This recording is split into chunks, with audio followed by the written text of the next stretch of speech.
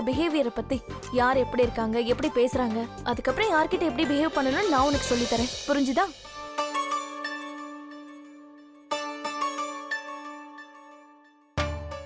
அம்மா,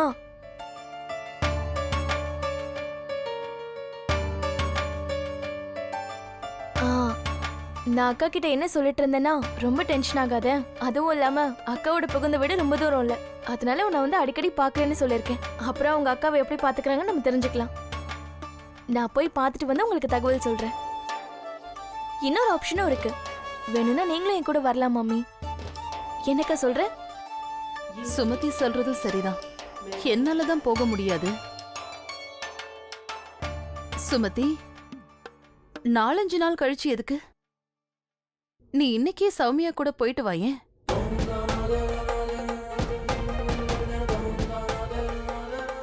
சௌமியாக்கா கூட இப்பவே போ சொல்றீங்களா? ஆனா அவங்க இன்னைக்கு தானே கிளம்புறாங்க. இத பாருமா, எந்த ஒரு பொண்ணுக்கும் புகுந்த வீட்டுக்கு போகும்போது முதல்ல சில நாட்களுக்கு கொஞ்சம் கஷ்டமா தான் இருக்கும். ஆமாம்மா, நீங்க சொல்றது சரிதான். சுமதி, நீயும் என் கூட வா, எனக்கு பயம் இல்லாம இருக்கும். நான் போய் இப்பவே சம்பந்திக்கிட்ட இதெல்லாம் பேசிடுறேன். நீ போய் உன் திங்ஸ் எல்லாம் பேக் பண்ணு. அவங்க வேண்டான்னு சொல்ல மாட்டாங்கன்னு எனக்கும் தெரியும்.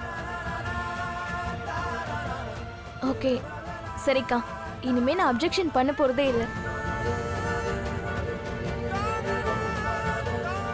நான் உங்களுக்கு எல்லாத்தையும் டைரக்டாவே சொல்லி கொடுத்துறேன், அதாவது யார்கிட்ட எப்படி நடந்துக்கணும்னு.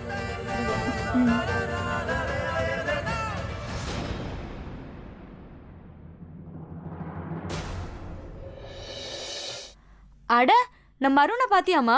கல்யாணம் ஆனதும் பொண்டாட்டி முந்தனே பிடிச்சு சுத்திட்டு இருக்கான். இவனை இப்படியே விட்டா நம்ம கை விட்டு போயிடுவான். கொஞ்சம் ஜாக்கிரதையா பாத்துக்கோ. உன்னோட இந்த வாய் இருக்கு பத்தியா, இதனாலதான் உன்னை எங்கேயுமே கூட்டு போறது இல்ல. எங்க போனாலும் என் மானத்தை வாங்குற. உன்னை விட கொஞ்சம் கம்மியா தான் வாங்குறேன். 2 பேரும் கொஞ்சம் அமைதியா இருக்கிறீங்களா தங்கங்களா? கொஞ்சம் சுத்தியும் பாருங்க, இது நம்ம வீடு கிடையாது தங்கங்களா. கொஞ்சம் வாயை மூடுறீங்களா? அப்படியே போட்டேன்னு வை. அண்ணி, சம்மதியெல்லாம் இருக்காங்க. பிச்சு போடுவேன்.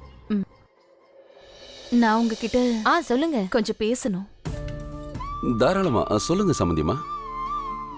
அது வந்து உங்ககிட்ட ஒரு வேண்டுகோள் வைக்கணும். அது வந்து என்னுடைய சின்ன பொண்ணு சுமதிய சௌமியா கூட கொஞ்ச நாளைக்கு அவளுக்கு துணையா உங்க வீட்டுல இருக்க சொல்லி அனுப்பலான்னு பாக்குறேன். அது ஏன்னா அது சௌமியாவுக்கு வேற கொஞ்சம் உடம்புக்கு முடியாம இருக்கு. புகுந்த வீடு, புது மனுஷங்க, அவளுக்கும் கொஞ்சம் கஷ்டமா இருக்கும் இல்லையா? சௌமியாவுக்கும் இதனால கொஞ்சம் பயம் இல்லாம இருக்கும். அதான் உங்ககிட்ட ஆட்சேபனை எதுவும் இல்லையான்னு. இங்க பாருங்க சம்பந்தியமா, நான் சொல்றேன்னு தப்பா எடுத்துக்காதீங்க.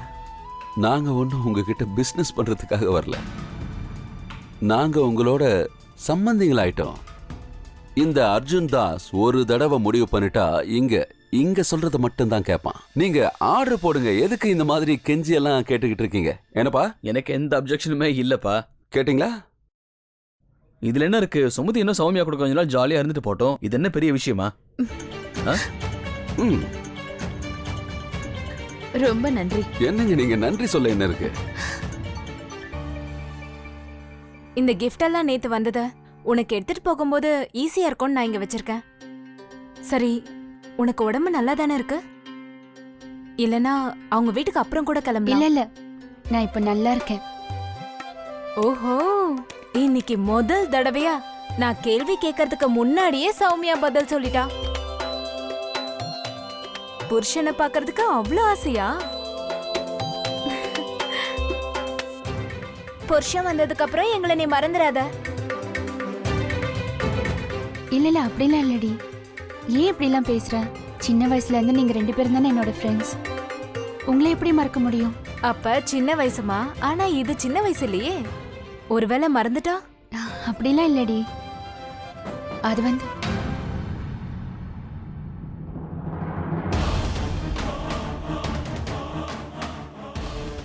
நீங்க இங்க என்ன பண்ணிட்டு இருக்கீங்க? போய் முதல்ல உங்க மாமாவை பாருங்க. நீங்க போறதுக்குள்ள உங்க ஃப்ரெண்ட் அவர் அப்படியே தூக்கிட்டு போயிட போறாரு. சரிங்க அங்கிள், நீ வா, நம்ம போய் வேற வேலையை பார்க்கலாம். பாவம் அங்கிளும் சௌமியா கிட்ட கொஞ்ச நேரம் பேசணும்ல.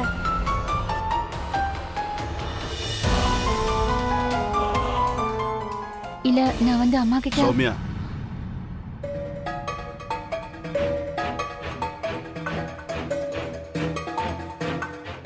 நான் இது வரைக்கும் ஒரு நல்ல தகப்பனா இருந்ததே இல்லை. உன் கூட அன்பா ஒரு 4 வார்த்தை பேசினது கூட கிடையாது.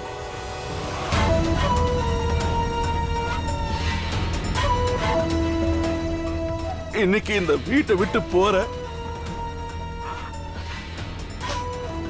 நீ உன்னோட புது வாழ்க்கையை தொடங்க போற.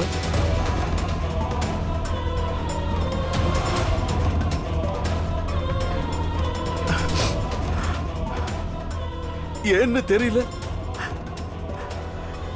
எனக்கு இந்த வீடை வெறிச்சோடி போன மாதிரி இருக்கு.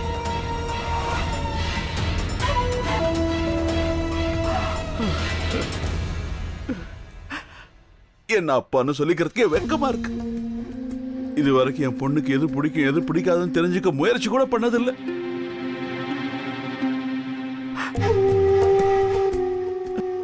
இது வரைக்கும் நான் உனக்கு எதுவுமே வாங்கி கொடுத்ததில்லை. என்னை பத்தி உனக்கே நல்லா தெரியும். நிறைய வழிய சொல்லிக்க மாட்டேன்.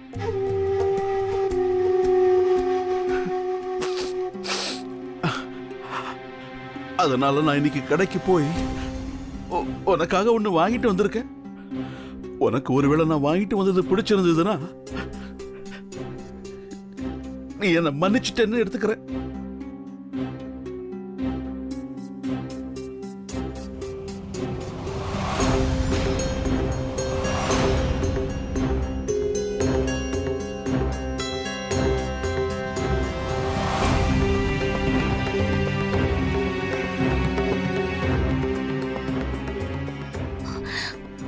நீங்க என்ன உங்க பொண்ணுன்னு சொன்னீங்களா? அப்பா இன்னைக்குதான் முதல் தடவையா என்ன உங்களோட பொண்ணுன்னு சொல்லிருக்கீங்க. எனக்கு இது போதும். என்னை பொறுத்த வரைக்கும் இதுதான் எனக்கு மிகப்பெரிய பரிசு.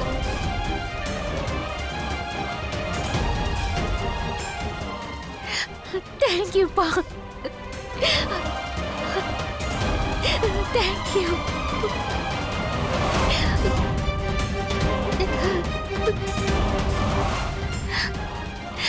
சின்ன வயசுல இருந்து இது வரைக்கும் நான் இதுக்குதான் ஆசைப்பட்டேன். அழாதமா, அழாத. சௌமியா, எல்லாருக்கும்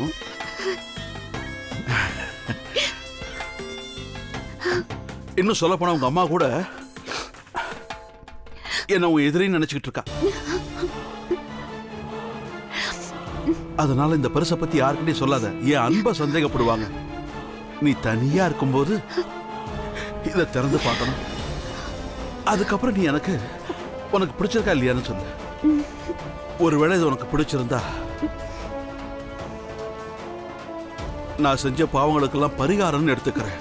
அப்பா, இந்த பரிசை நீங்க எனக்காக கொடுத்திருக்கீங்க. இதை நான் என் வாழ்க்கை பூரா என் கூடவே வச்சுப்பேன். எக்காரணத்து கொண்டு இதை நான் யாருக்கும் கொடுக்க மாட்டேன். நீ நல்லா இருக்கணும். சரி, நான் கிளம்புறேன்.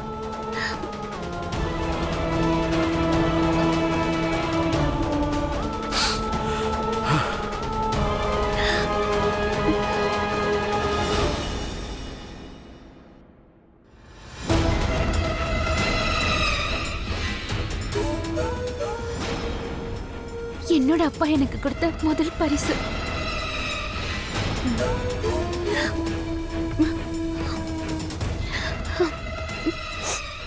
இனிமே இது எப்பவும் என் கூடவே இருக்கும்.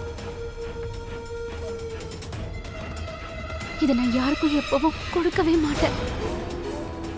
நாம போட்ட திட்டம் ஒர்க் அவுட் ஆகலன்னா சென்டிமெண்ட் ஆயுதமா வச்சு திட்டத்தை முடிச்சுக்கணும். ஒரு தடவை விஷயத்திலேருந்து தப்பிச்சிட்ட, ஆனா இந்த விஷயத்திலேருந்து நீ தப்பிக்கவே முடியாது சௌமியா. அந்த கடவுளுடைய தயவால சுமதியும் அவங்க கூட கூட்டிகிட்டு போறதுக்கு சம்மதிச்சிட்டாங்க. அப்படியா? இது உண்மையிலே ரொம்ப நல்ல விஷயம். நிர்மலா, நீ ஒண்ணு பண்ணு.